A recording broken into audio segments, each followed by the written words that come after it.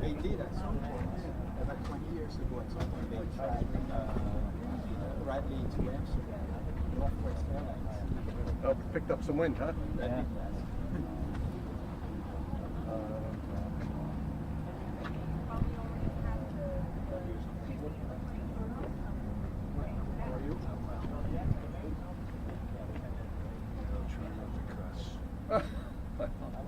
You have all right here. Got you one of these. Push the middle button, it becomes a laser pointer, so you can point to it wherever you want. And Advanced, forward, backward. okay, forward, backward. Okay. Okay. For a bungee cord or something. You know, do you watch a lot of the Science Channel? I don't have television anymore. Oh, they did a thing on exactly this. Really? Yeah, it was really interesting. Mike Rowe, you know Mike Rowe from Dirty Jobs? I don't know if you ever saw him. He narrated it. It was really good. I got a bunch. Oh, do you have bungee? Sometimes there's something good on there. Well, I like the Science Channel. I learned a lot. Thank you, John. You can't know everything. But we're filling up, Lonnie. It's going to be totally worth it.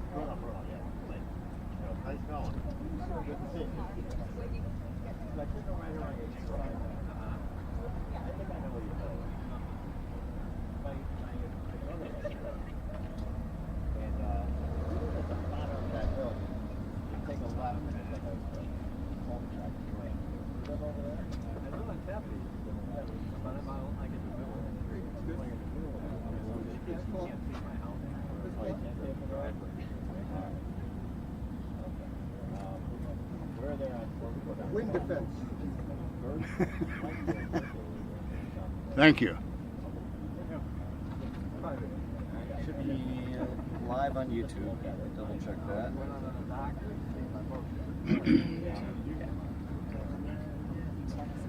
Yeah.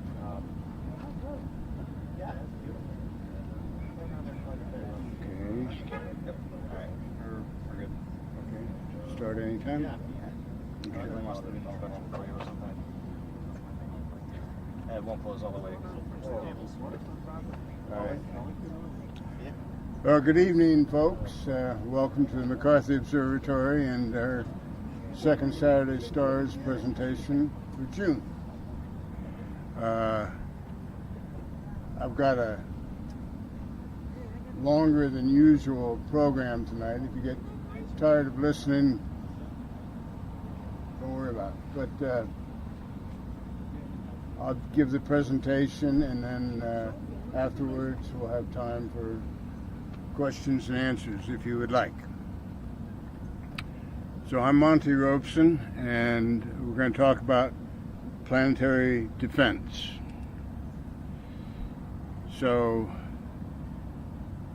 our home, our only home. This was imaged by the Apollo 17 crew on their way to the moon from about 28,000 miles from Earth. And I love the picture.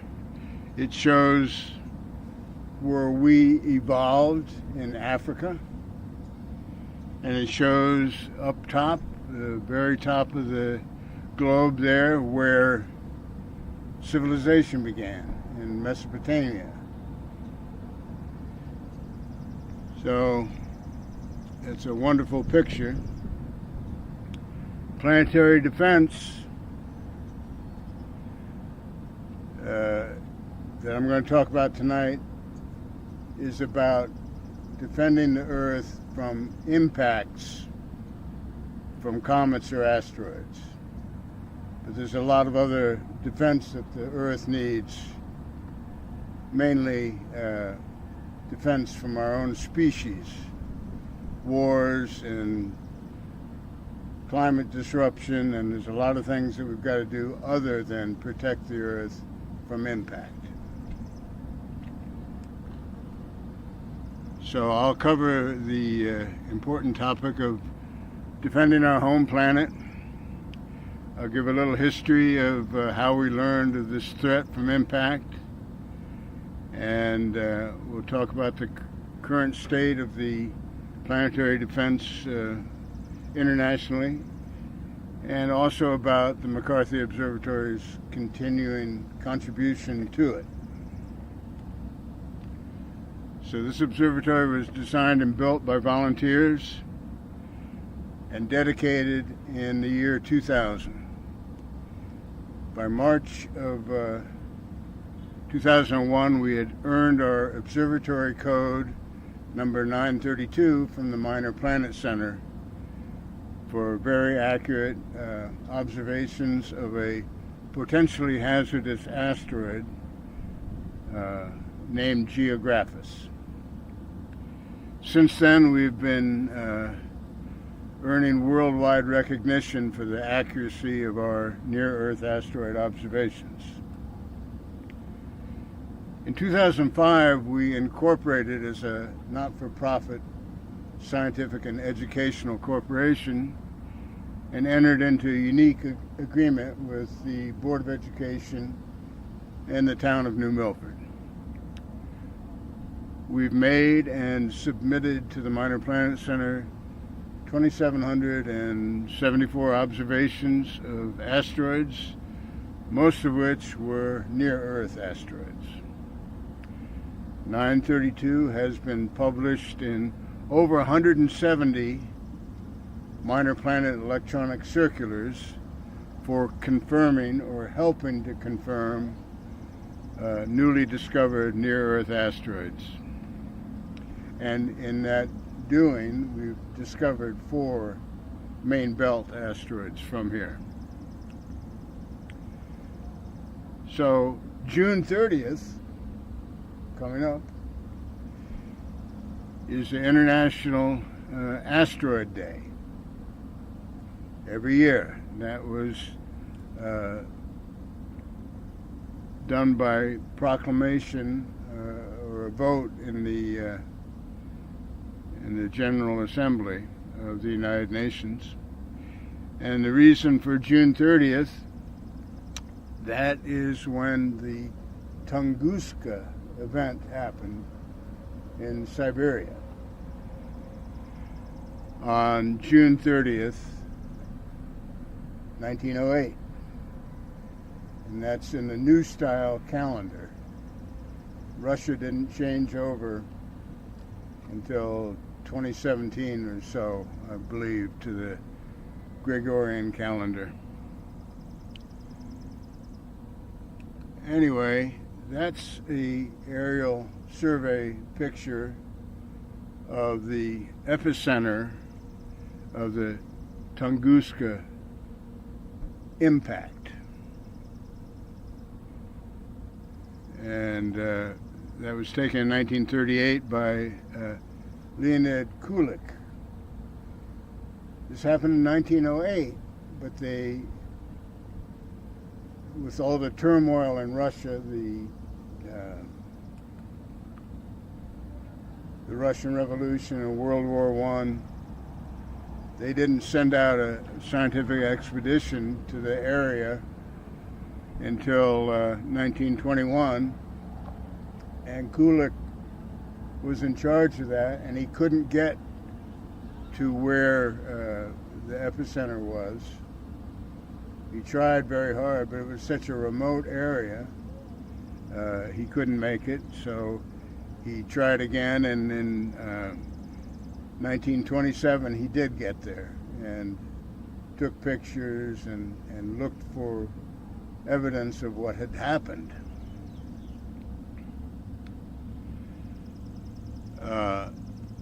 But the meteor came in right early in the morning.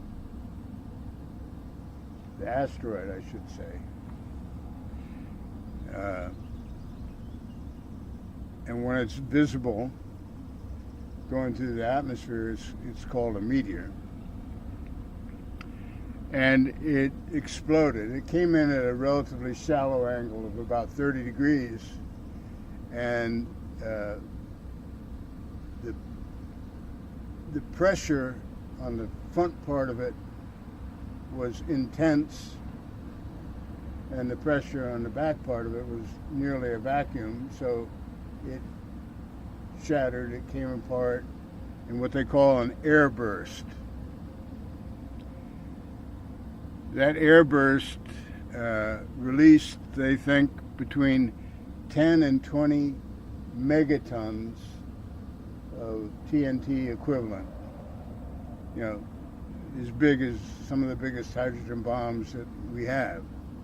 And it killed at least 3 people. It was a very remote area. There was only about 30 people in the area where, underneath where it exploded, where the highest overpressures were.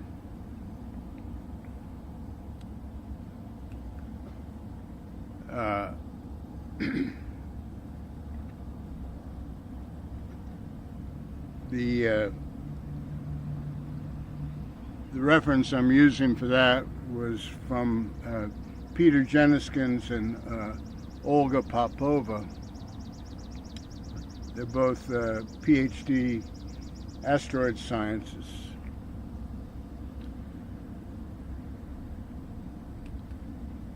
And they teamed up together.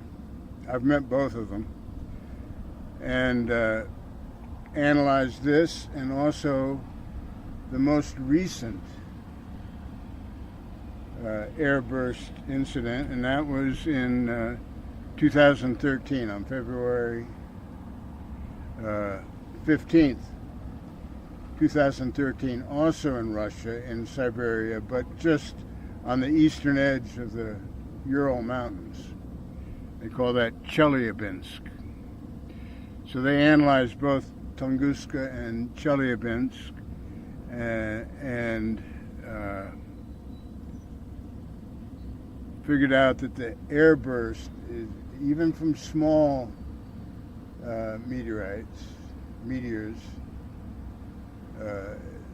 that's where the big damage and the injuries to people come from.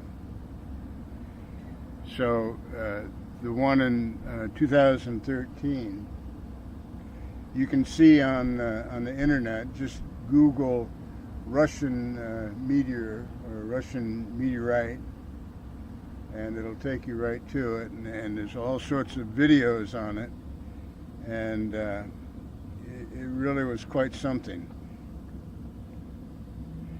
But Popova realized that overpressure is probably what killed the 3 people in Tunguska. It can blow out your eardrums, it can damage your lungs, it can give you concussions, and also the UV radiation from it is more than the sun. People were blinded for a while in both those events if they looked at it. They also got sunburn. A guy in not far from where the Chelyabinsk event took place got a sunburn so bad that in a couple of days it peeled. So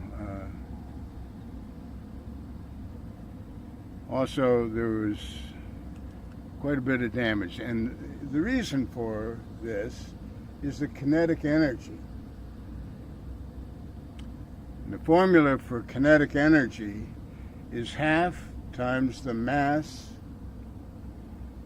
times the velocity squared. And that's what gets it. It's not the size of these things, it's the velocity squared business that gets you. So the minimum speed that anything can enter Earth's atmosphere is 11.2 kilometers per second, which is about 25,000 miles an hour. That's the minimum. Some comets can get up to 60 or 70,000 miles an hour. So that's where the energy comes from.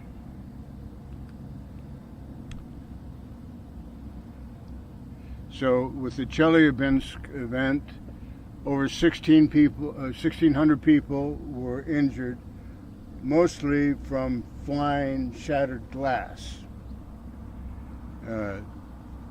7,000 buildings damaged, including a roof on a zinc factory that fell in.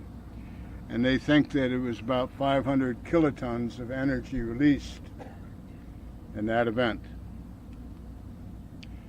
And here's pictures of it. These pictures that I'm going to show were taken from about 120 miles away. It was a dash cam in his car. He's parked at a red light. And a lot of people in Russia have dash cams because of their insurance and the prevalence of car accidents and lawsuits and all that. So a lot of people have that. So it was a well-imaged result. So it came in at about a 30-degree angle also. And these are just a series of pictures from his dash cam. And there's the smoke train that it left. And the sound of the explosion, the air burst, was picked up all over the earth, a couple times around. And this was only, it was about a 20, they believe about a 20-meter diameter object. And there's the biggest object of it fell into Lake Chabarkal. And that's about 3 feet of ice there that it crashed through. And at first they didn't think there was anything in there, but a month or so later they went down and they did find it was about 680 kilogram piece, a great big, huge piece of it. You can't see this, but I put it in anyway. This was a map of the event.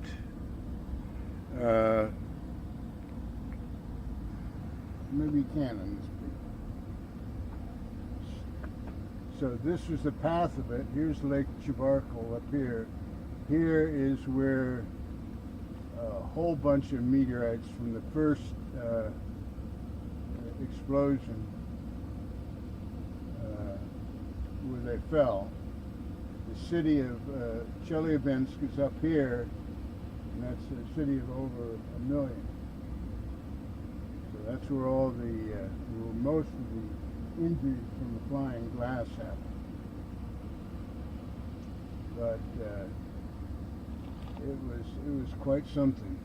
And take a look at it on the internet. Just Google something about Russian meteor in 2013, and you'll see it.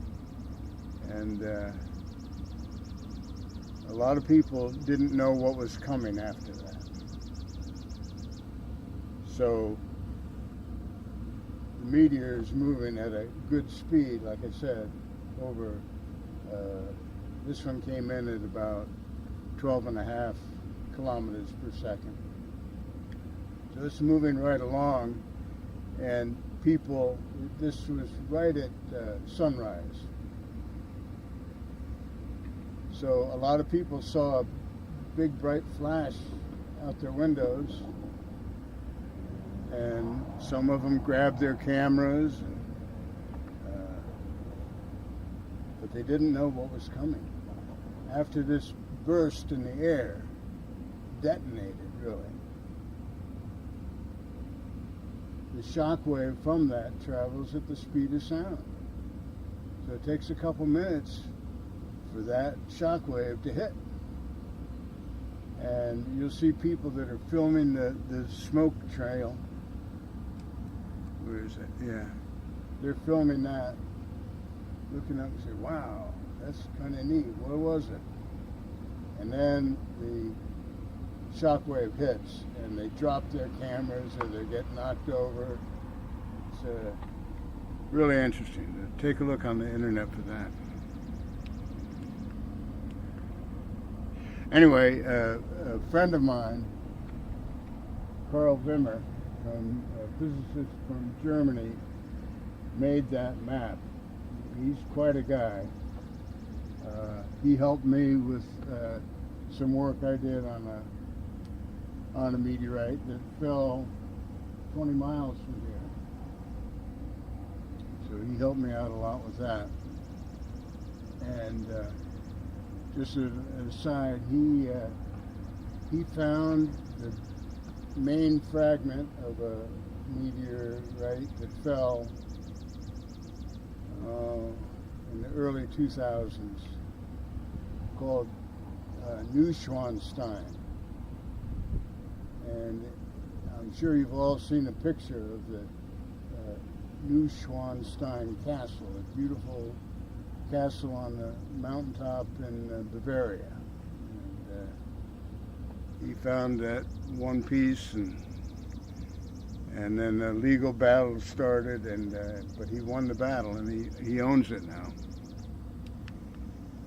Anyway, so here is our piece of Chelyabinsk from our meteorite collection. We've got two splendid meteorite collections here to show people. In 2003, we saw two very successful student asteroid-related projects at the observatory. Lisa Glukowski from this high school won the 2003 Intel International Science and Engineering Fair, which they say is the biggest science fair in the world, with her project that found a rapid method of determining the range to near-Earth asteroids. And then Aaron Eisman is from Westport. He was going to Staples High School, and he ended up being a semifinalist in the 2004 Science Talent Search for determining the rotation rate of an asteroid. So here is Lisa at a meeting in Rhode Island with Dr. Brian Marsden, who was director of the Minor Planet Center and well respected throughout the field. Let me say this, everyone that I've ever met that's involved with astronomy, or especially with asteroids and imaging like that, they are all wonderful people, very helpful, very friendly, and I haven't met one yet that's been unfriendly. This is Aaron's his journal report on his project, and I don't know why he added my name to this. I didn't do anything except teach him how to operate the telescope and the camera and unlock the door and get out of his way. That's all I did. So I don't know why he put me on there. So we were also involved in the first asteroid discovered that then hit the Earth. It was back in 2008. So 19 hours and 10 minutes after its discovery, 2008 TC3 entered the shadow of Earth and is no longer visible. In this period of time, 27 observatories, mostly amateur, in 12 countries reported almost 600 observations to the Minor Planet Center. So you're going to be seeing these numbers or designations. What that's called is a provisional designation from the Minor Planet Center. And really what it's telling you is the order in which it was discovered. So obviously, 2008 was the year, and then a space, And then the first letter is the half-month period when it was discovered. So the first 2 weeks in January, you get an A. The second 2 weeks is a B. The first 2 weeks in February, C, and on and on. So this was October. And then the next letter is the order. If it was the first asteroid in October to be discovered, it would be 2008 TA. Now go through the alphabet. And when they get to 25, because they don't use Z,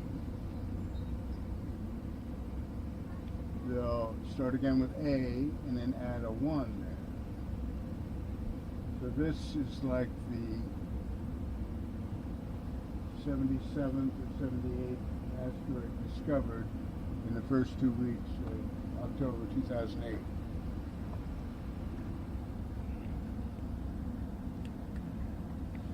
And here's where it was discovered. This is the Mount Lemmon survey just outside of Tucson, and that's their 1.5-meter, 60-inch telescope. And here's the gentleman, Dick Kowalski, who discovered it. This is a NASA-funded asteroid survey telescope. That's all it does. With paid professional staff.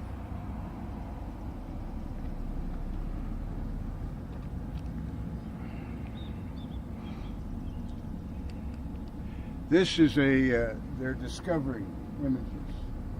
If you can see, it starts over here and goes like that. So those are the 4 images that they discovered this thing. And I don't know how or why. They've got their camera reversed or something flipped. All the other asteroid images of this were going east. Now, to you might think that's headed east. It is, but that's a picture of the sky. So, in the images of the sky, oopsie, sorry. In the images of the sky, west is on the right, and east is on the left, north is up. As you'll see with our pictures of this, it's going the correct way.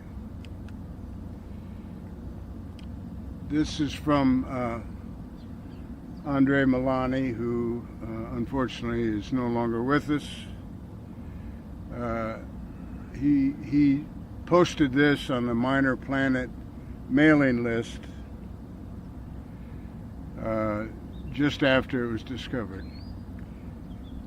The effect of this atmospheric impact will be the release, either in a single shot or maybe a sequence of explosions, of about 1 kiloton of energy.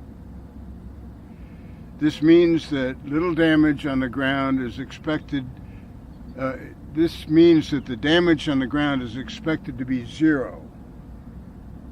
The locations of these explosions is not easy to predict due to the atmospheric braking effects.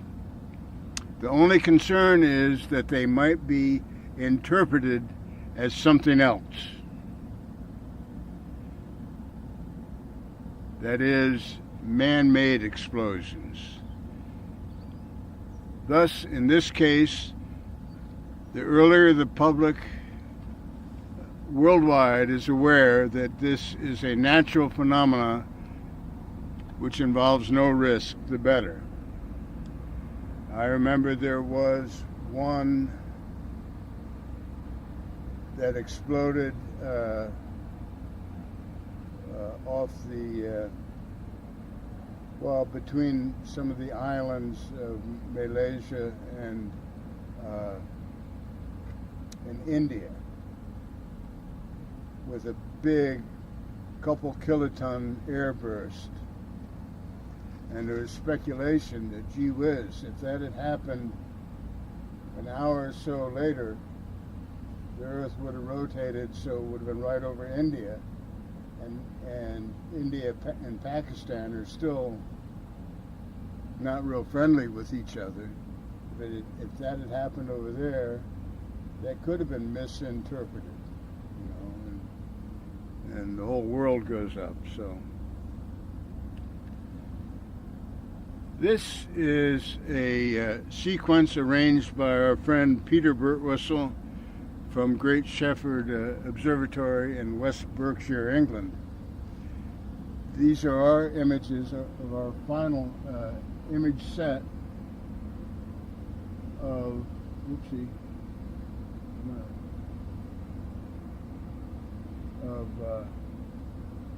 2008 TC3. This was 75 minutes before impact and about 15 minutes before it went into the Earth's shadow and then became not visible to anyone. But he put this together for us. He also got it. He's probably the world's best confirmer of newly discovered asteroids. He's wonderful. And I've never seen him, I don't believe, without a smile on his face. But he's really great.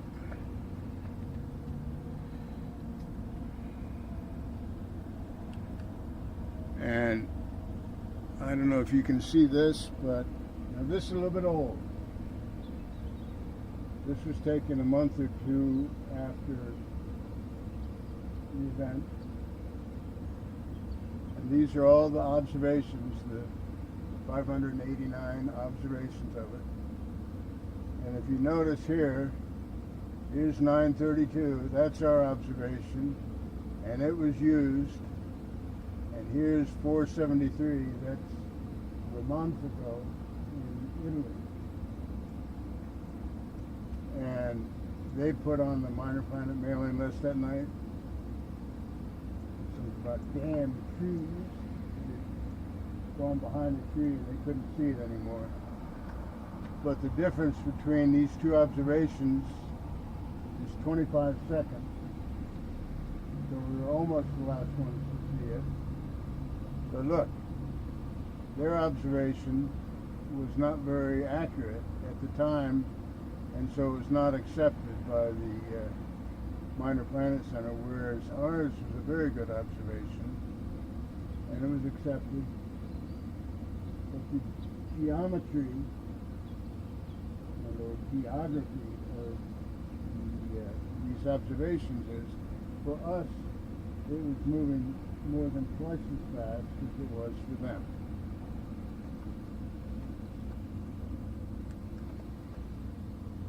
And 7 months later, I was at a conference in Prague, and I was given a piece of it and had my picture taken by the guy who went and found the meteorites in the Sudan, Peter Jeniskins. And this guy in the, this guy in the background there is Pavel Spurny. He's quite a guy. It looks like he's pointing at me and saying, "Stop that man." But I don't know what he was doing.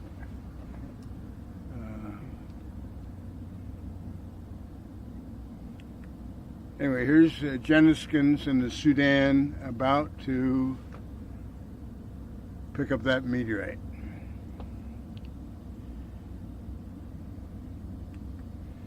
And here's Jeniskins at the conference in Prague showing it to Zendek Seplica.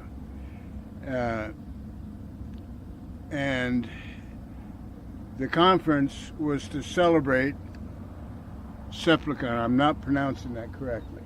I can't pronounce it the way the Czechs do. But he was the first person in the world to ever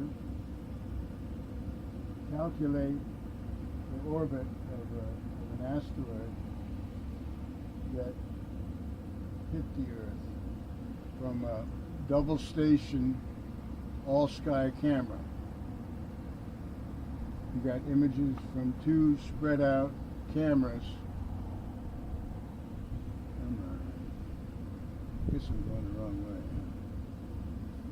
From two spread out cameras. And then did all the math and figured out the orbit had coming in. And up top there, those funny looking things, those are all sky cameras.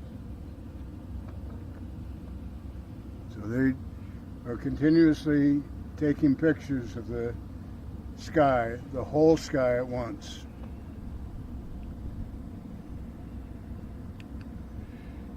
This is Jeniskins showing the meteorite from TC3 to Olga Popova. And they then subsequently wrote several scientific papers together about Tunguska and Chelyabinsk.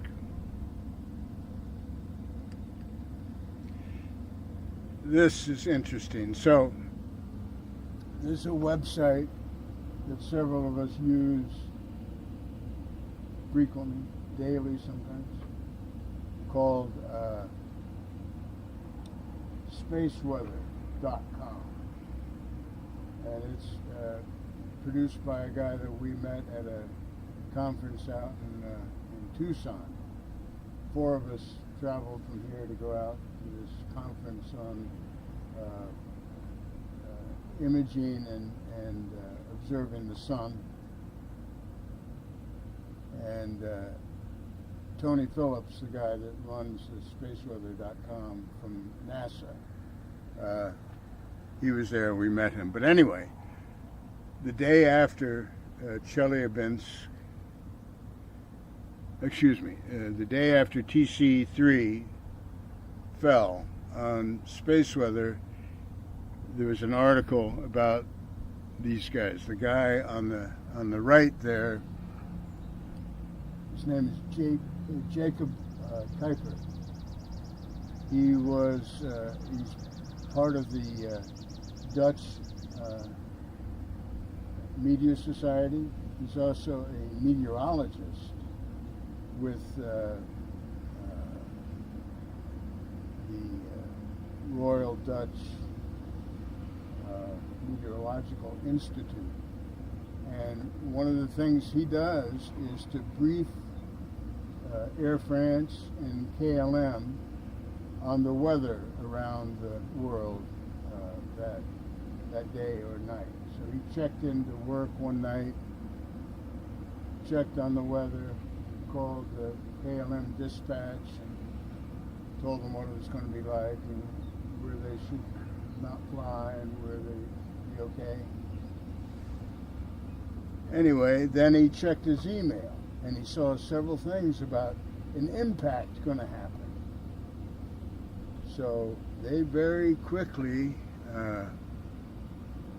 determined, Brian Marsden determined, that it was going to impact. Peter Birtwistle, using free software, figured out it was going to impact. Anyway, so he knew this was going to impact, so then he found out where, and they did very quickly after, scientists from the Jet Propulsion Laboratory, NASA's Jet Propulsion Laboratory out in Pasadena, knew that it was going to hit in northwestern Sudan at 2:46 in the morning, Universal Time. So he relayed that to KLM and asked if they had anyone flying down over Africa. And yes, they did. And so they relayed it to the guy on the left here, Captain DePooter, I believe is the way you pronounce it. And he and his co-pilot, they were flying a 747 from Johannesburg to Amsterdam. And they put in their navigation equipment where it would be. They knew what angle to be looking at, and they knew what time. And they both saw it, and that was the world's first indication that yes, indeed, this thing had impact. So,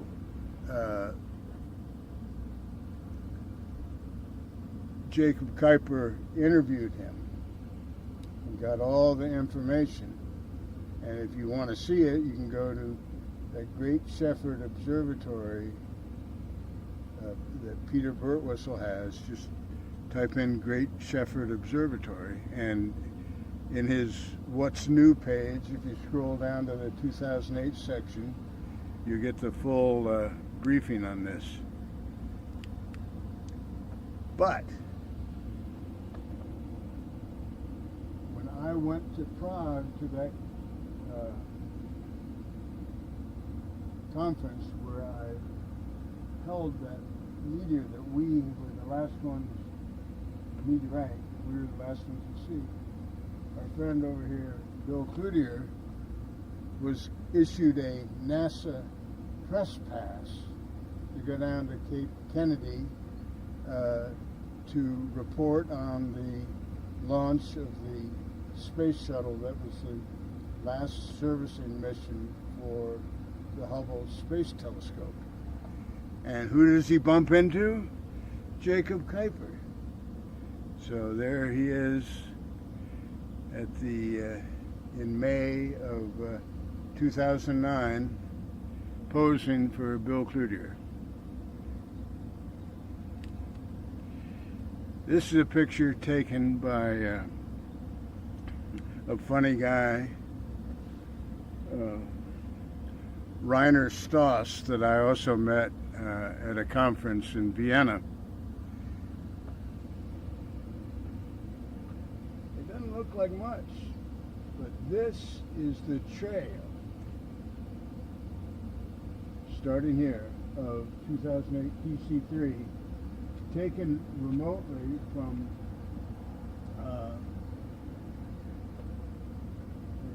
an observatory in Spain. And what it shows here is, and you can see maybe a little difference in brightness. That's because it's tumbling. Oopsie. Come on. The asteroid's tumbling. But here, it goes into the Earth's umbra, or penumbra first, and then it disappears as it goes into the umbra, the total shadow of the Earth. So this is, right there, is just an hour before impact.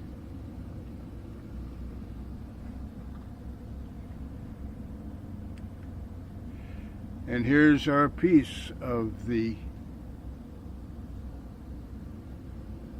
asteroid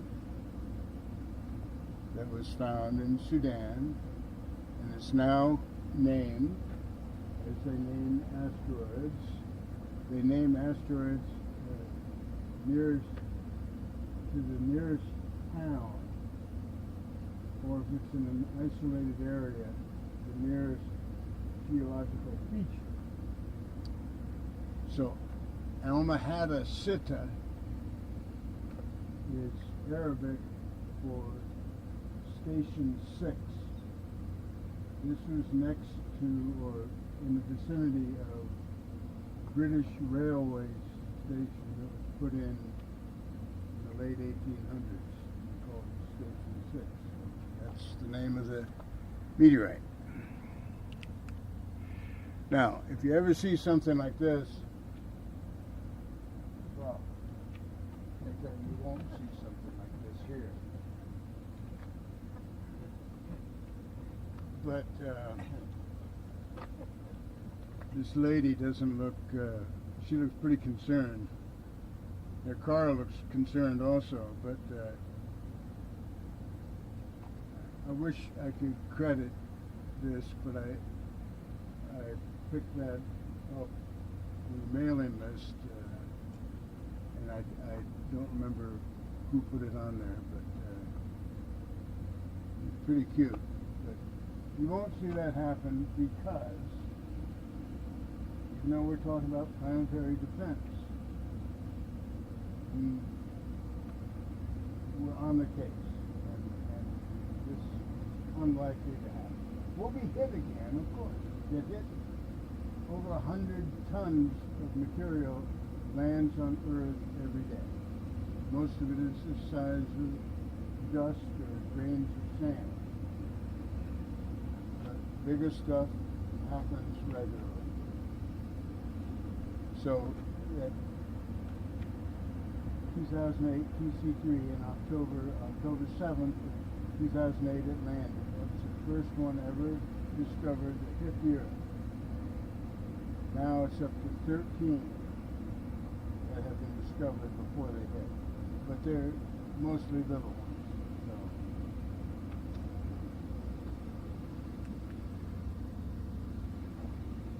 This is kind of one of my heroes.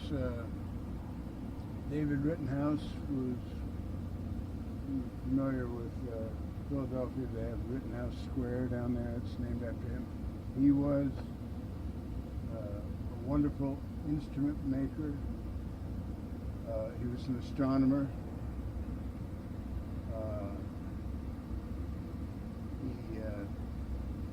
He was also the second president of the American Philosophical Society.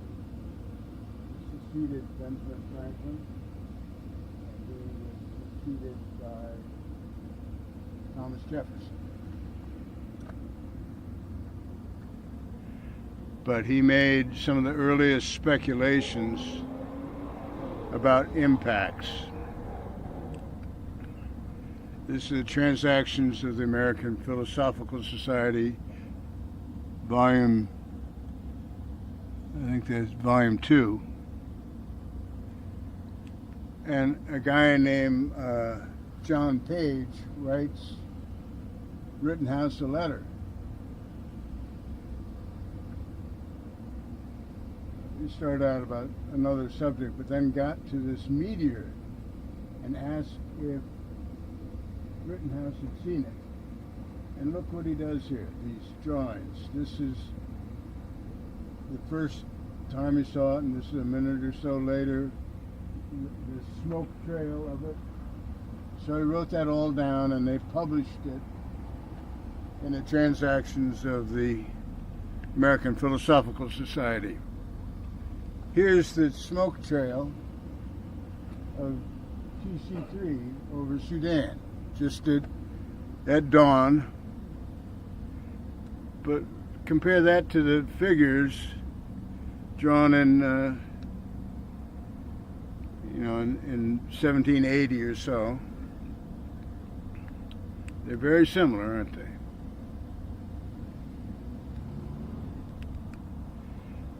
And here is Rittenhouse's reply to him.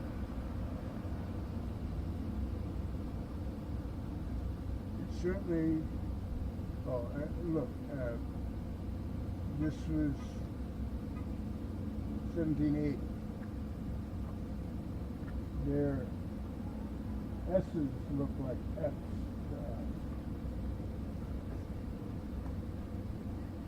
It was certainly a grand appearance near the place where it fell, if any human eye was there.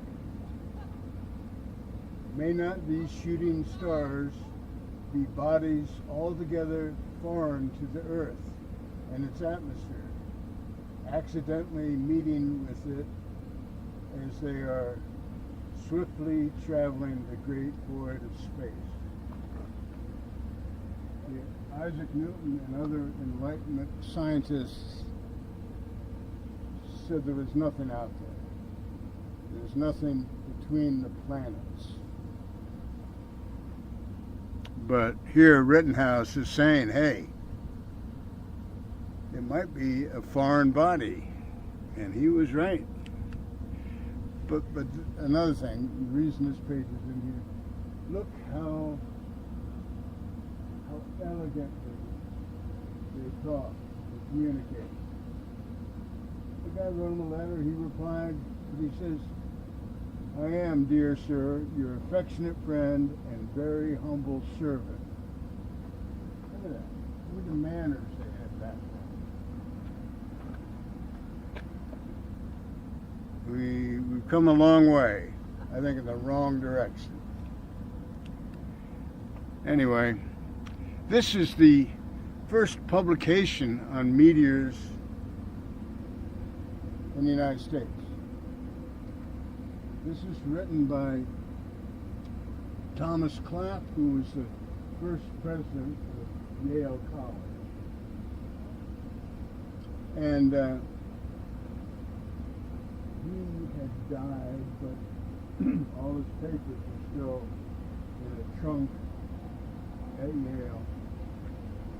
And when the British invaded, General Tryon, they invaded New Haven on July 6th, 1779. They grabbed the trunk with all of Clapp's papers in it, put it on their ship on their way to burn Fairfield, and threw it overboard into Long Island Sound. But fortunately, a tutor at Yale had found the paper probably shortly after Clapp wrote it, and he had copied it down. And then John Trumbull found it and published it in 1781.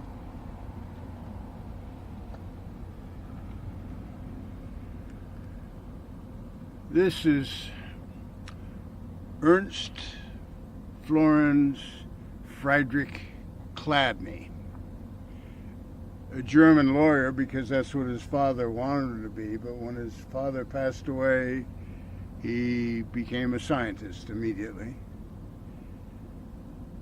He published in 1794 a 63-page book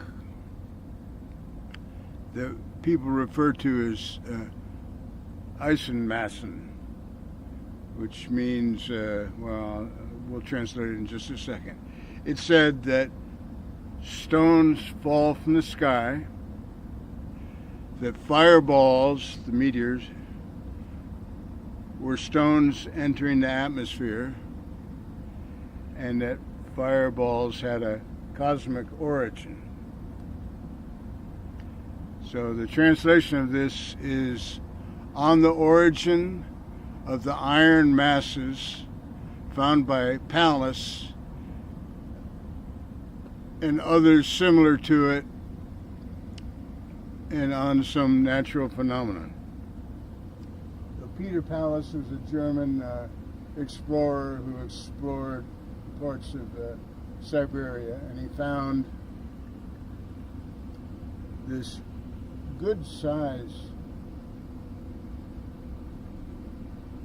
rock that was unlike anything he'd ever seen, and he wrote about it, and some of the natives in the area, I can't remember the name of the tribe, but they kind of worshipped it. They thought it had come from heaven, and it actually had.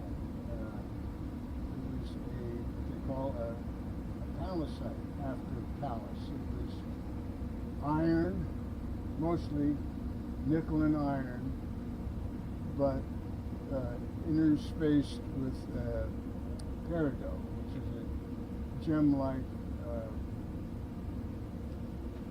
mineral that is translucent.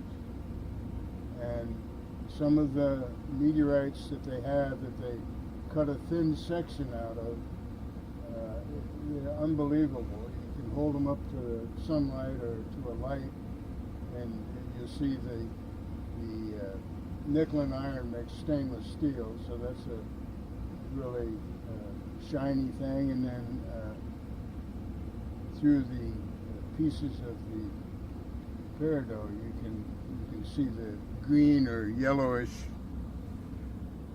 light coming right through it.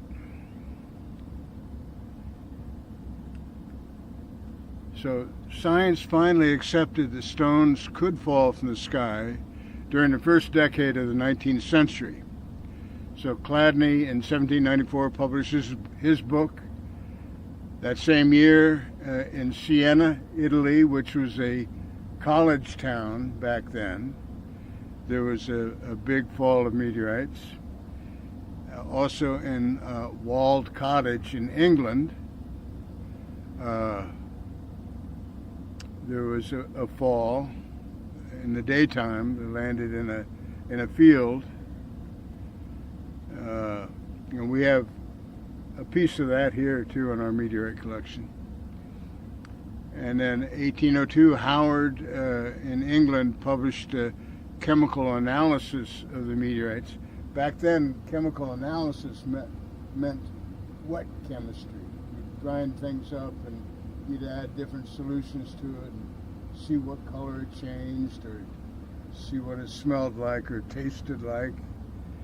It's amazing that any of them lived through that. And then in 1803, there was a major meteorite fall in Normandy. Several thousand stones were recovered. And then here, 1807, in Weston, Connecticut. Weston at the time, so 20 miles from here, was the nearest piece that fell. And that was the first meteorite fall in the New World. You say, wait a minute, what kind of stuff are you telling me? First meteorite fall. It's the definition of the terms. A meteorite fall is when the meteor flying through the air, through the atmosphere, is observed, and then pieces of it are recovered as meteorites. Whereas the other term is a find. So a find, you're just walking along and you see something that looks a little bit different, you pick it up and it turns out that's a meteorite. So that's a find. You don't know anything about it except where you found it. Whereas a fall, you know when it happened and which way it was going, you know a lot more about it. So here's pictures from the Vienna meteorite collection, which for my money is the classiest one in the world. So L'Aigle was the Normandy fall in 1803, and Weston is here from Connecticut. None of it actually fell in Weston now.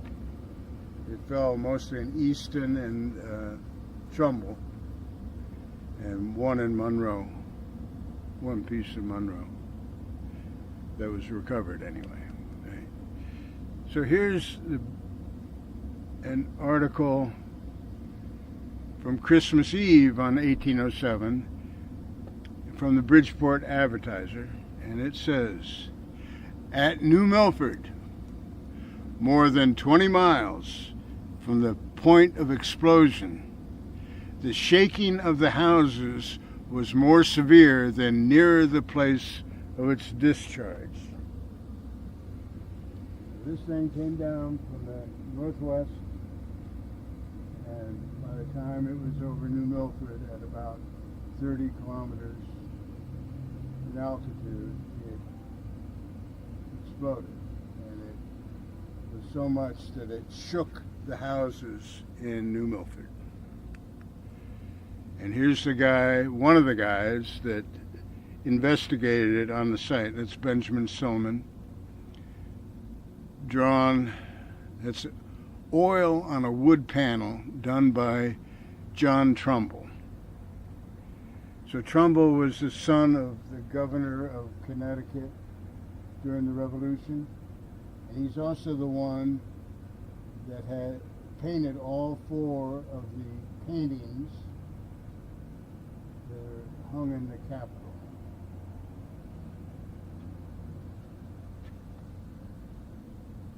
He was quite an artist. When I was a kid, I used to think I wouldn't even look at paintings because I thought, the way I draw, what can these guys do? I looked at pictures, photographs, but now I realize how good these portrait artists were. I mean, they're probably better than pictures or than photographs. They were very, very accurate, a lot of them. So here, I'm not going to read all this, but he's talking about how it exploded and where it was and whatnot. But here, the meteor was seen east of the Connecticut and west of the Hudson River, as far south as New York, and as far north as the county of Berkshire, Massachusetts.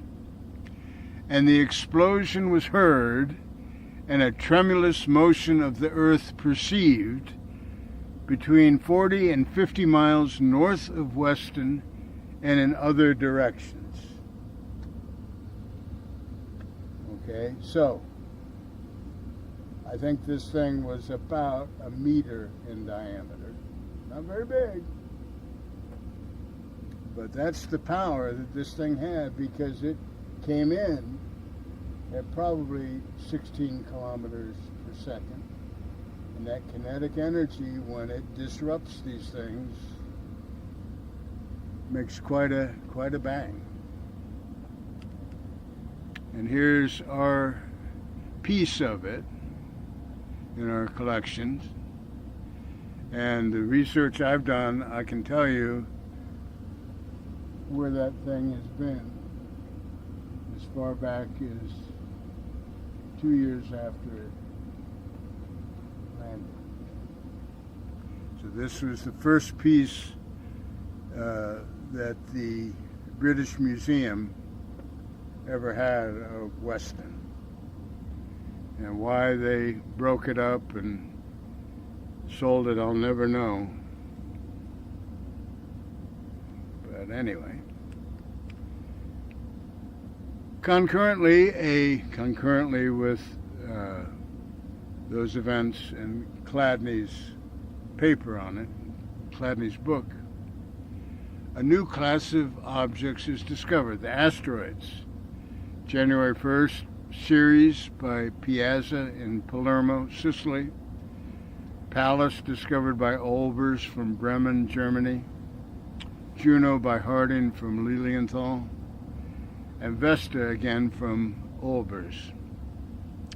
Then in 1898, Eros, the first near-Earth asteroid, was discovered.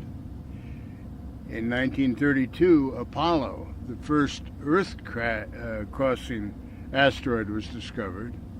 1960, Gene Shoemaker and Ed Chow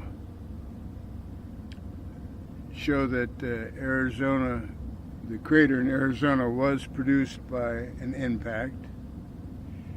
In 1980, Alvarez and his team proposed that the KT extinction was caused by an impact. And 1998, Linear is the first powerful asteroid discovery observatory. That was 1998, and we started doing it in 2000. So here's Giuseppe Piazzi. He was a Catholic priest, and the telescope he was using that night here was made by Jesse Ramsden in London. A very, very accurate instrument. But Yes, he wasn't looking for asteroids because there were none then. He didn't know anything about them. He was making a new and accurate star cataloging the positions of the stars.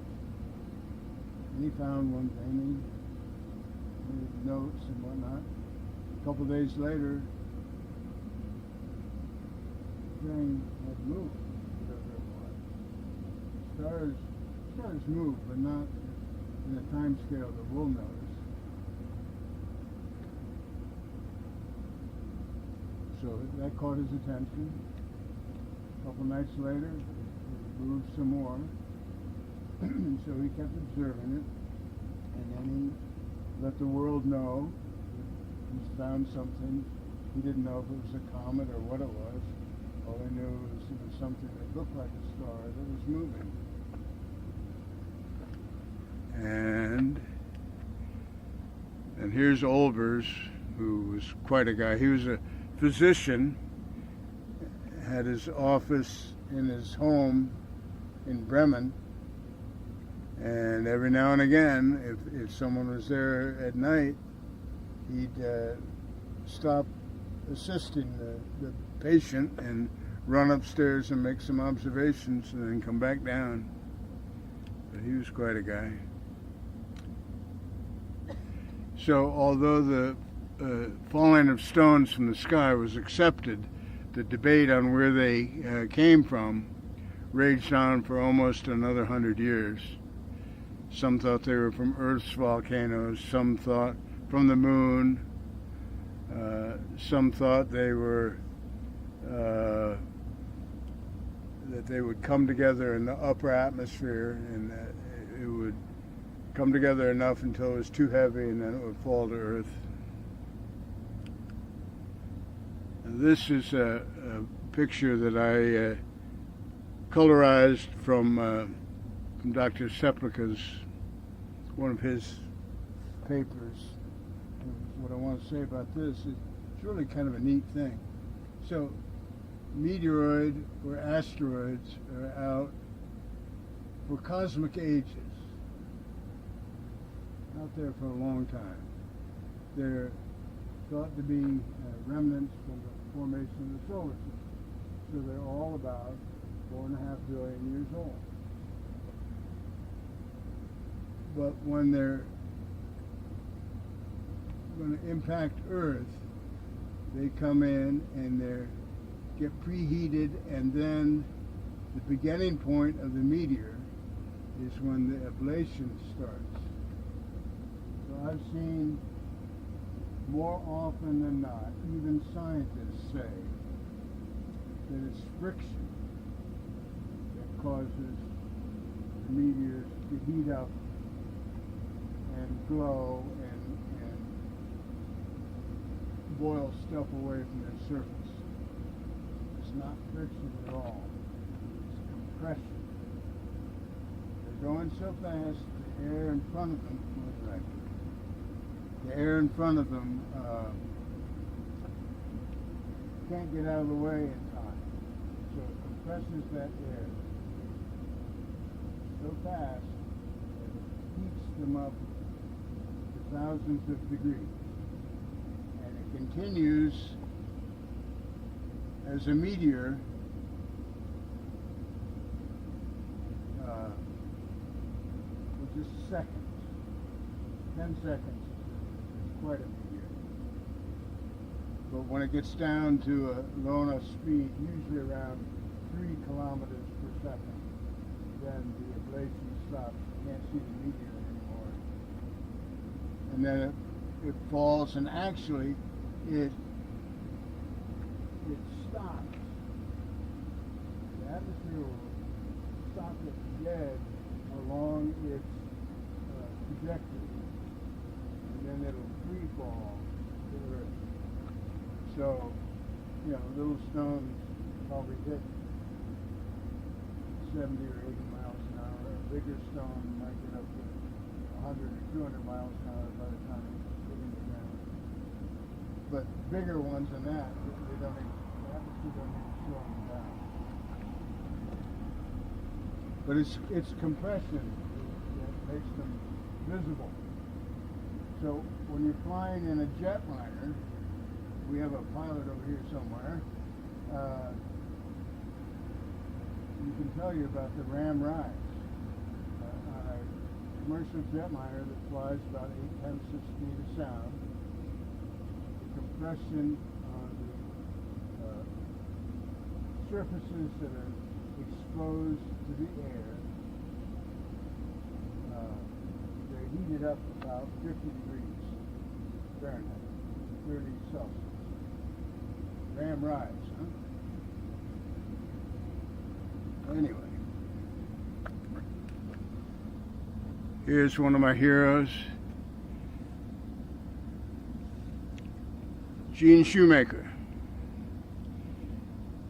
So he graduated with a Master of Science degree from Caltech at age 20. You can imagine that. So he was not, he was a brilliant person. And then he went to work with the U.S. Geological Survey. And he started their branch of astrogeology. And then he went on to study the moon because he wanted to go to the moon. He wanted to be the first one on the moon.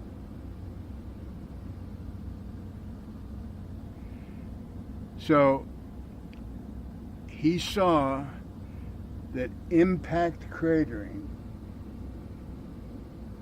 was not the exception, but it was the rule that shaped all the objects in the solar system that we can observe that have a solid surface, that we can see the solid surface. In other words, we can't see the surface of Venus because of the clouds, or any of the gas giants. They don't have a solid surface that we can observe. They probably do down underneath the clouds. But so he's the one that figured that out. And he also co-discovered Comet Shoemaker-Levy 9, which he co-discovered with his wife Carolyn and David Levy. And that hit Jupiter. They discovered it in '93, and it hit Jupiter in '94.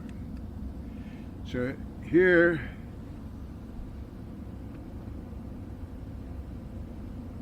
that's our moon, Mercury, Eros, one of Jupiter's moons, Callisto. Craters everywhere. Here's a picture, thanks to Bill Cloutier over here, of the crater Clavius on the moon. But look at that. So Gene Shoemaker started observing the moon and determining about how old things were. Well, how can you do that? We can do a telescope. Well, look, which came first, this great big crater or the little ones that are inside where the crater hit? So the great big crater hits, and the energy from the impact melts all that stuff, and then when it re-solidifies, then more things get in there, and so craters upon craters until the surface is saturated. Here's another crater. But that's on Earth.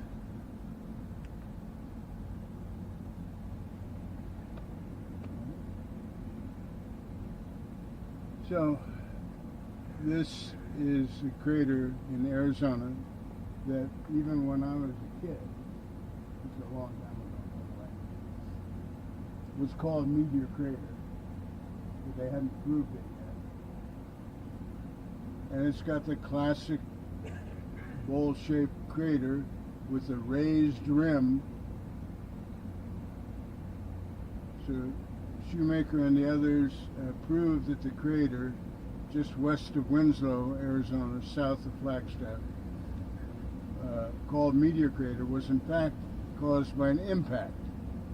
Nickel iron asteroid, about, they think, 50 meters in diameter, hit about 50,000 years ago at a velocity of about 12.8 kilometers per second, delivering about 10 megatons of energy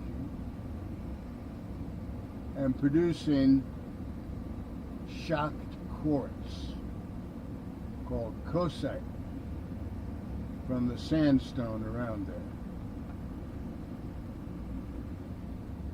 And here's a picture of our meteorite collection called Canyon Diablo, or Devil's Canyon.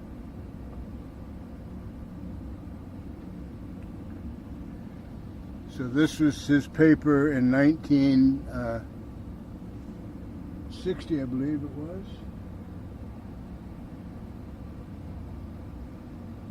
Yeah, 1960, in Science, journal Science, the first natural occurrence of coesite. They knew about coesite, but it's only found in quartz that has been suddenly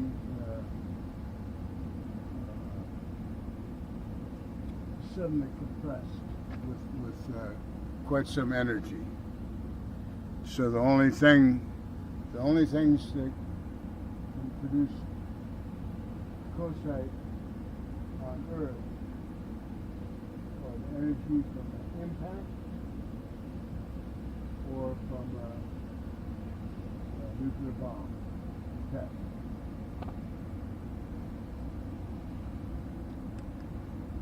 And here's a picture from the NASA Near Shoemaker spacecraft.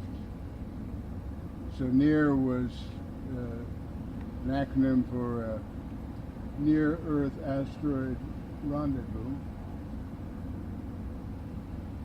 And it was the first spacecraft to orbit an asteroid and then land on it. So it landed on Eros, even though it was not designed as a lander. It operated for about 2 weeks after it landed, until it got too cold to work anymore. But that's just before it landed on Eros. So the reason the Earth doesn't look like the moon is the Earth's alive. We have all sorts of active weather that erodes things. We've got geologic processes of erosion and volcanism and plate tectonics that do it, and humans and animals too can erode craters. And most of the Earth, 2/3 of the Earth or better, is ocean, water. So, but even with all those processes that erase craters, we have them. The meteor crater that I showed you. This is Manicouagan, just north of us in Quebec. That's about 60 kilometers in diameter. So it wouldn't have been a good day if you were up there when that landed. Here's Gow Lake in Saskatchewan with the central peak there and the round lake. This is Wolf Creek crater in Western Australia.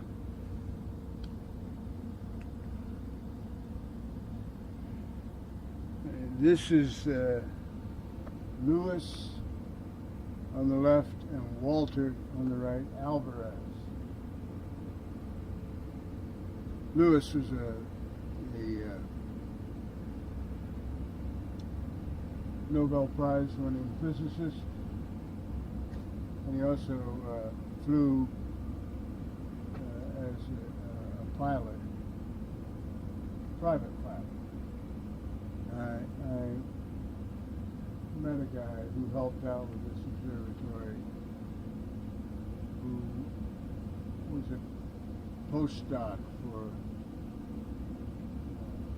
Alvarez, and he said he was a grumpy old character until he got in an airplane. He took him for a flight one day around San Francisco.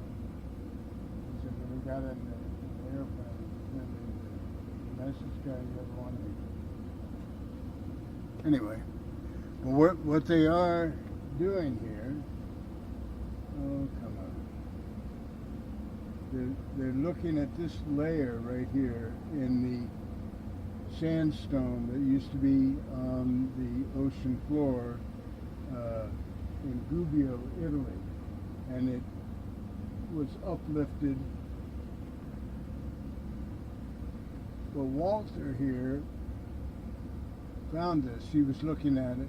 So below that layer, dinosaurs lived. And above that layer, they didn't. So when they analyzed the layer,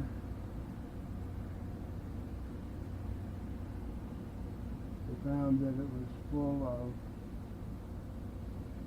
what they say is platinum metals, especially iridium.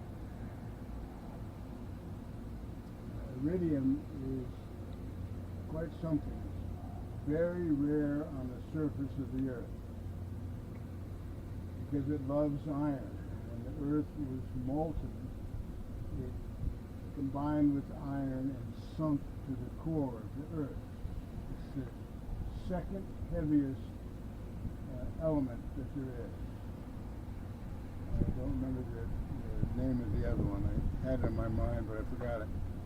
But it's the second heaviest, and it's not much in the crust, but they're finding the deep sea limestones that are exposed in Italy, Denmark, New Zealand show iridium increases of 30, 160, and 20 times above the background level at precisely the time of the Cretaceous tertiary extinctions, 65.5 million years ago.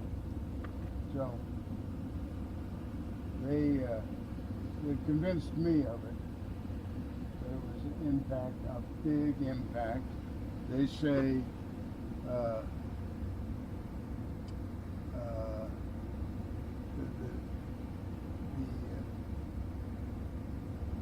the thing they think was about somewhere between 6 and 14 kilometers inside, impacting the Earth at a minimum of 11.2 or 25,000 miles an hour.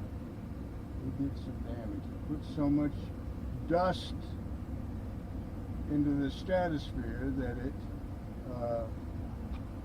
stopped photosynthesis, cooled the Earth, and it did away with about 75% of the species that were alive at that time.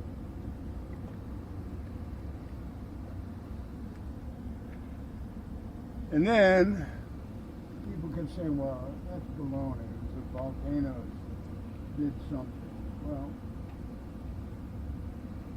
because they hadn't found a crater. An impact like that would have a big crater. Well, then a few years later, oil geologists found this crater on the Yucatan, half in the water, on the Yucatan Peninsula in Mexico, and in the Gulf of Mexico, called Chicxulub crater was found, and that's the right size and the right age to be the impact crater that did in the dinosaurs. So they don't call it KT anymore. They call it the Cretaceous, that's still the same. Paleogene, which is the start of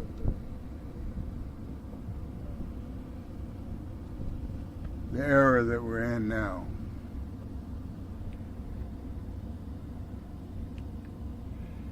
So here are the near-Earth asteroids discovered.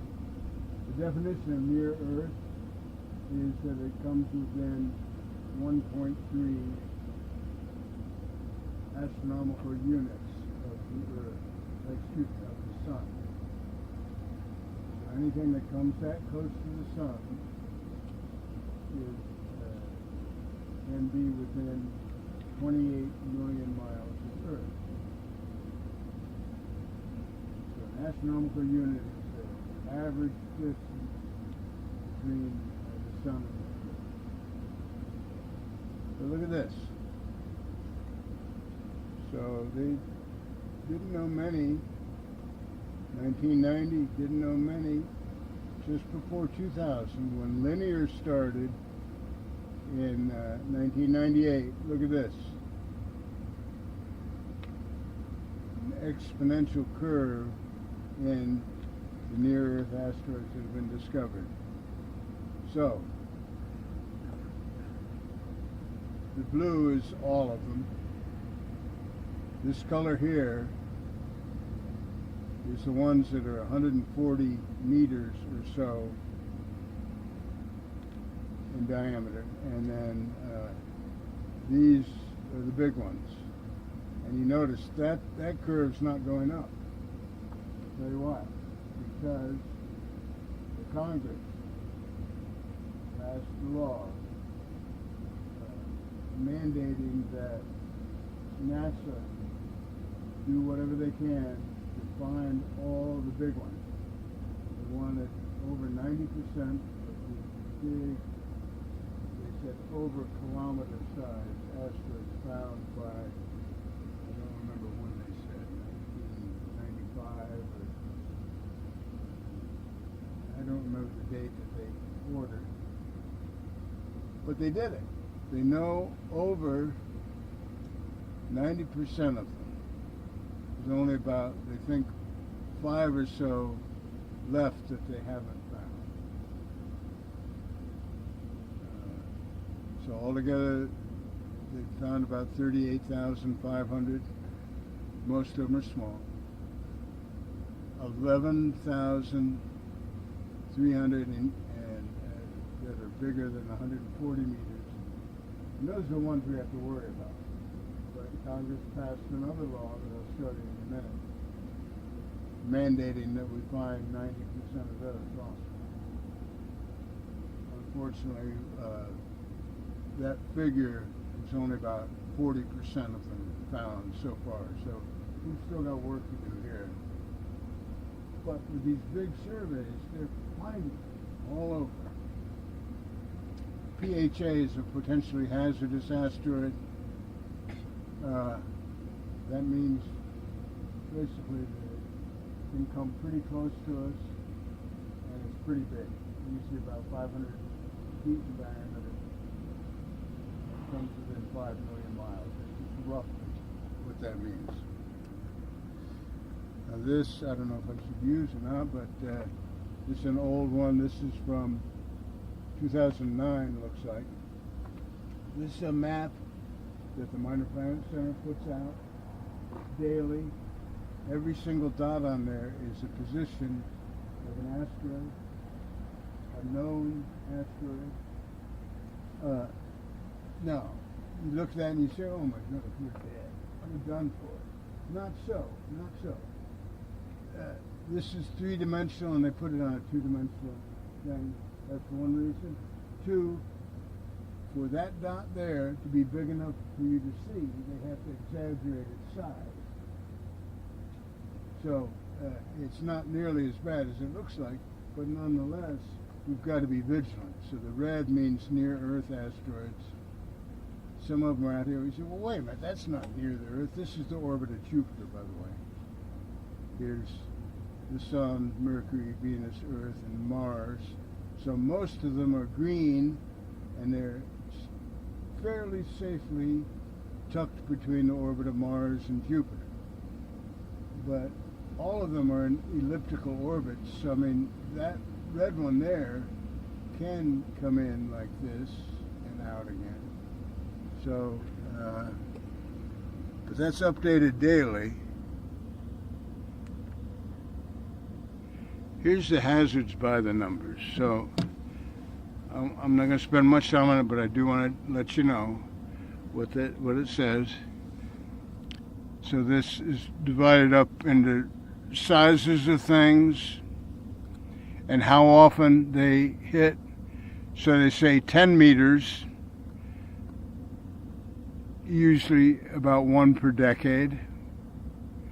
How bad? It says a very bright fireball, a strong sonic boom, which could break windows if close to habitation. Okay, 50 meters. That's one every 1,000 years, they think. And it'll be local devastation. Regional effects may or may not leave an impact crater. 140 meters, though, that's the ones we've got to worry about. It says 1 per 20,000 years. A crater of 1 to 2 kilometers in diameter. Deadly over metro areas or states. Mass casualties. So anyway, but look, I'm not trying to frighten anyone. I'm trying to tell you the science behind it. I will repeat that we're on the case. We've got lots of people, lots of professional observatories looking for these things. So this is a project that Peter Birtwistle and I did in 2004 and 2006.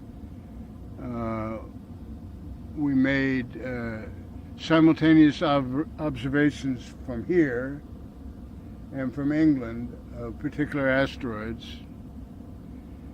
And then we went to a conference in Vienna and talked about it. So this is the observatory in Vienna, just a gorgeous place, and there's all the people attending it.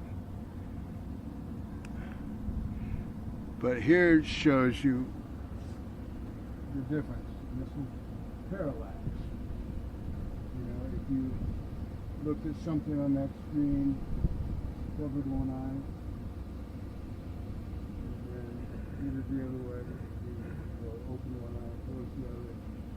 You go back and forth, you'll see that whatever you're looking at is going to change the angle that you see it. So anyway, here's this particular asteroid, 2004 Victor Bravo. Here's what it looked like from here, but look where it is from England. See that shift? And we can measure how far, the very accurate position of that compared to that, and then we'll have the parallax angle, and from that, knowing the baseline distance between here and Great Shepherd, we can tell how far away these asteroids are just immediately with a spreadsheet that we made up. So there's Peter Birtwistle and me explaining it to the conference in Vienna. This is a map of all the bright meteor falls from 1994 to 2013. And here's the biggest on the chart, and that color means it was a daytime. That was Chelyabinsk right there. That's the biggest thing here. But you see they're pretty evenly distributed all around the world. Most of them go into the water. And these are the little ones. But that's how many are. So I told you about the June 30th asteroid day. Well, the United Nations has also deemed that the International Year of Asteroid Awareness and Planetary Defense will be 2029. 4 years. Why? Because there's a once-in-a-millennia event happening. The asteroid Apophis is going to make a close pass. I think it's April, but it's Friday the 13th, if you believe it or not. It won't be visible, the close pass from here, but it will be from Europe. I think in Italy or Spain might be the place to be for it. But it'll be so close that it will become visible to the naked eye. It will be closer than the constellation Geosynchronous Satellite. About 30,000 kilometers from Earth. This is a picture of Dr. Kelly Fast. He's the head, one of the big wigs in planetary defense, part of NASA. She's also the head of the International Asteroid Warning Network. We are a part of that. International Asteroid Warning Network. Talk about that. So, I don't know why this is so ugly with these lines here. It's some artifact that I couldn't get rid of. But this is how we do it here. This is the software we use. It's called Astrometrica, made by a great fellow that I met in Austria, Herbert Rath. And so the way we do it, we take images of where it's supposed to be, approximately. And we stack a whole bunch of them together if it's a dim object. And we then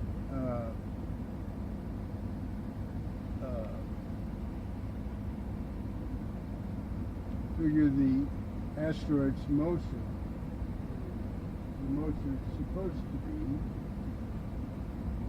be, and we align the images on the motion of the asteroid. So what that does, it makes the asteroid a dot, and the stars get trailed.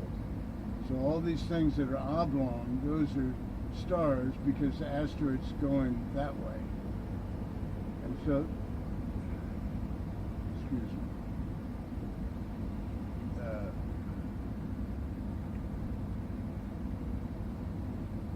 This is the asteroid Apophis. It's going to come that close to us. And here's another way we can do it. When we're trying to find where it is, we'll do what they call a link. We go back and forth between the images.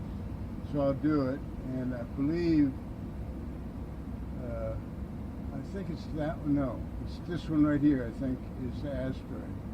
So, see that? That's the way it's going. 1, 2. So when we cycle through the images, we can see what moves is our target, and the stars stay fixed.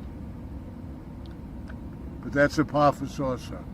This probably you can't see, but the highlighted ones are our images, our observations of Apophis, and next to them is the residuals or the errors that we made. And you probably can't see it, but those residuals are almost nothing. They're very, very accurate observations of it. We saw that already, didn't we? This is called the Torino scale.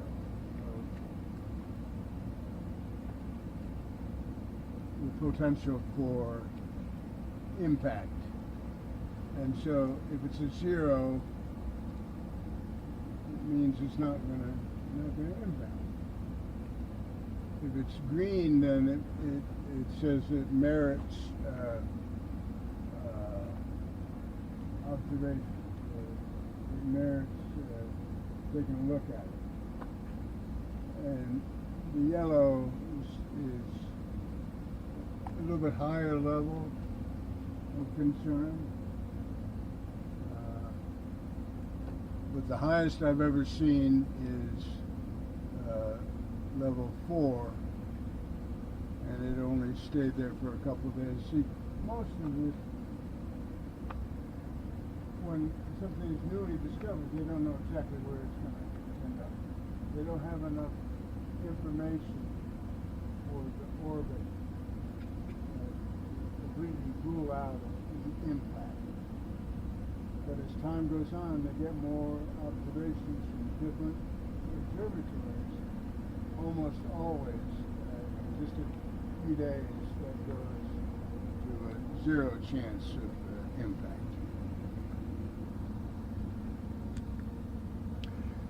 So this is a video from another one of our people here, Mark Polanski. So thank you, Mark, for doing this. I just hope I can get it to work. Let's see. Do I do this? No. How do I make it go? Let's see, I can't do that. Is there a mouse here? Let's see. No. Wait a minute. Can you just go back a few?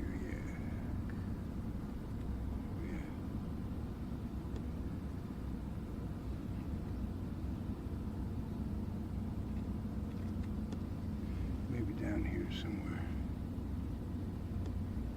Looks like the embed isn't working. I was working it before. Yeah, it's not. It's not one of those buttons down there? No, they're the back and forth. Oh, okay. Slides.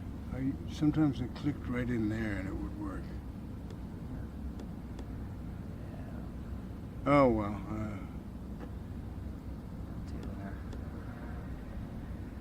It was really a neat video of it, though can't get it to work somehow. I should have brought my own mouse there. Anyway,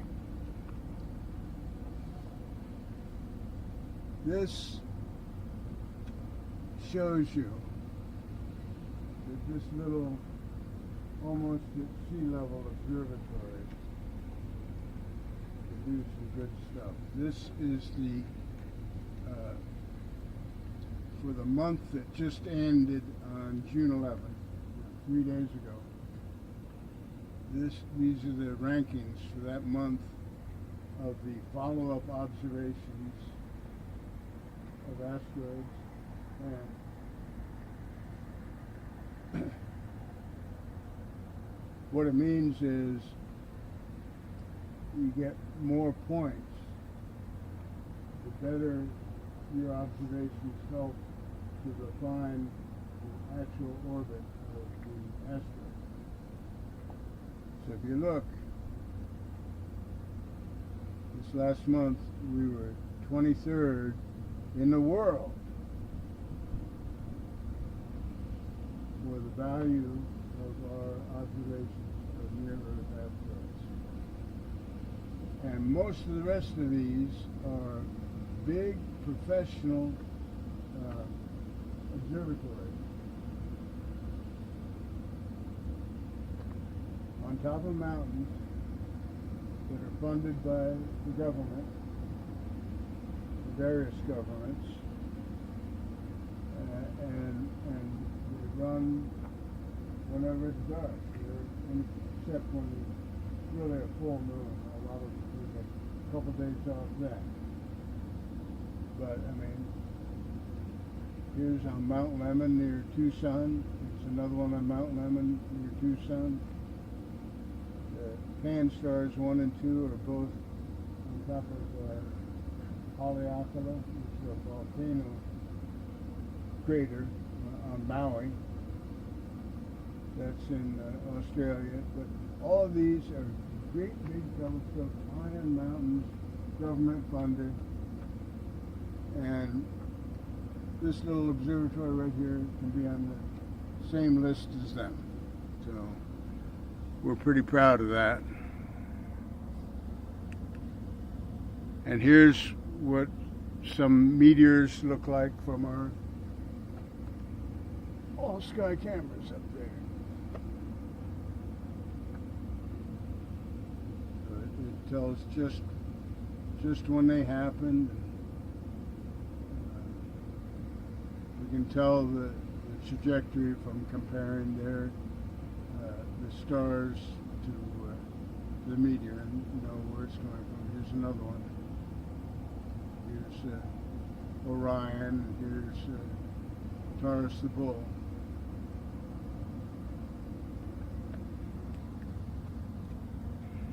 And here's that law I was telling you about from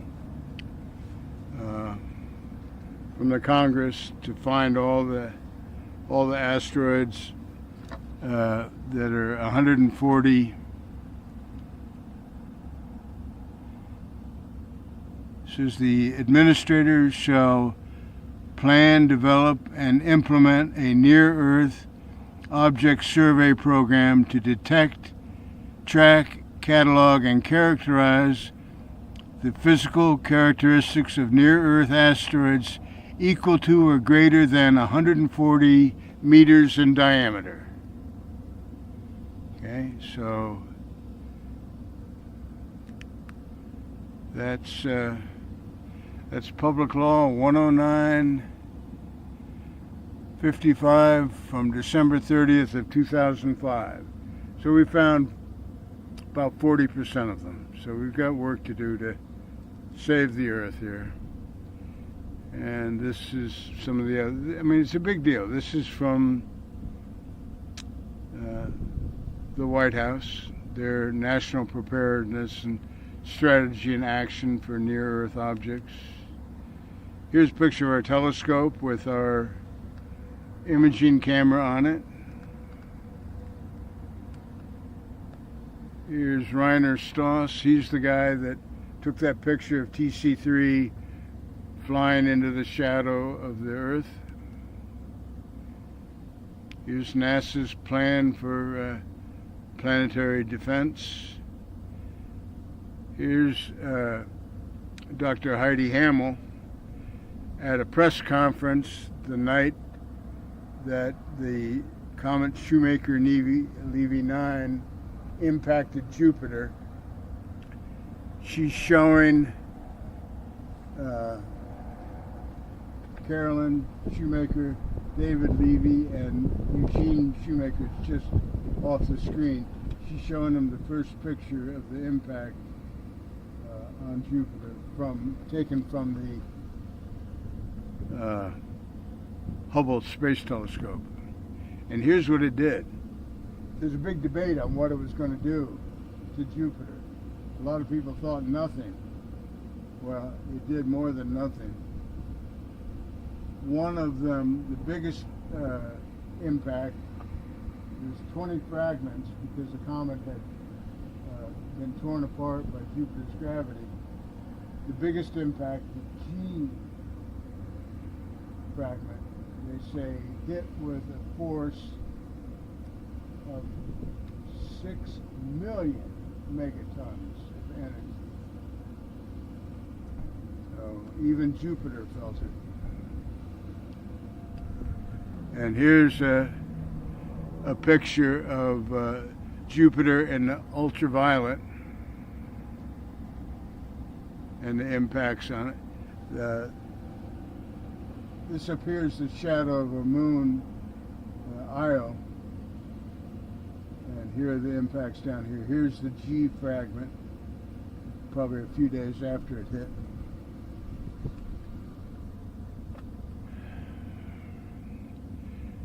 So impacts from asteroids and comets have contributed to mass extinctions and the evolution of life on Earth.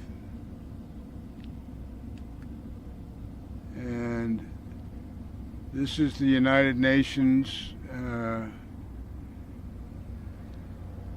getting together to organize in their Office for Outer Space Affairs to organize international cooperation with this, defeating this the threat of impact. The asteroid International Asteroid Warning Network, which we're members of, and so this happened. Again, Chelyabinsk happened in February of 2013, and the International Asteroid Warning Network began in 2014. So I mean, it put the fear of God into a lot of people, and they really took some action to mitigate these things. And this tells what will go on. So we had a recent scare around last Christmas with one that kept looking like it might hit. The more observations, the better the results, the higher the results, not better, for impact were. And so they have to notify the United Nations if they find one that's larger than about 50 meters and has a chance greater than 1% in the next 50 years of an impact. And so they did that in February. And so then all the world's biggest telescopes stopped what they were doing and concentrated on this 2024 YR4. And pretty soon they got to the point where they ruled out an impact. The impact was in 2032, I think. But it got as high as 4%. And that sounds a little scary. 4% of the impact means it's got a 96% chance of not impact. So we're on the case. And that's the diagram of who does what to whom. And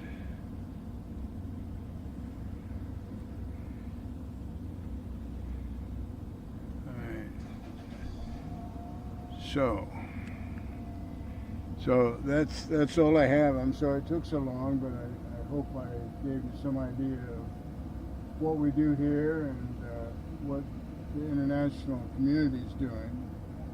It really is a very close-knit group of people. If you have any questions, I'd be give it a try of answering. I'm sorry? I wanted to ask you, did they determine the size of that 2,000 feet asteroid? Say that again, please. Did they determine how big that 2,000 feet asteroid was? Oh, yeah. The 2008 TC3 was about 8 meters in diameter.